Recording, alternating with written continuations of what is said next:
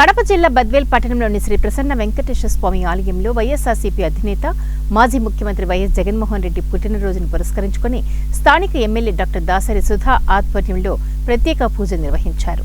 అధినాయకుని జన్మదిన వేడుకలలో వైఎస్ఆర్సీపీ నాయకులు, Badvel municipality YSRCP party అధ్యక్షుడు గుర్రంపాటి సుందర్రామిరెడ్డి, మాజీ అడా chairman Singasani Gurumohan, municipal vice chairman Venkata Saikrishna హాజరై సుమిత్రానగర్లో షాలోం చిన్నపిల్లల అనాథ ఆశ్రమంలో ఎమ్మెల్యే చేతుల మీదుగా కేక్ కటింగ్ చేసి పిల్లలకు పండ్లు పంపిణీ చేశారు.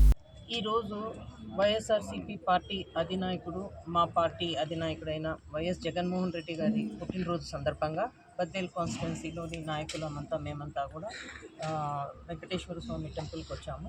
ఇక్కడ ఆ భగవంతుని మేమందరం కూడా మా సార్కి ఆయురారోగ్యాలు, ఇప్పుడున్న ఈ పరిస్థితుల్ని ఎదుర్కొనే మనోధైర్యము, ఇవన్నీ కూడా అష్టైశ్వర్యాలు అన్నీ ఆయనకు మనశ్శాంతి అంతా కలిగించాలి, ఆయన బాగుండాలి అని మేము కోరుకుంటున్నాం. ఎందుకంటే ఆయన ఇప్పటికీ కూడా మనం చూస్తున్నాం, ఎక్కడ పోయినా కూడా జగన్మోహన్ రెడ్డి సార్కి ప్రజల్లో ఉన్న ఆదరణ.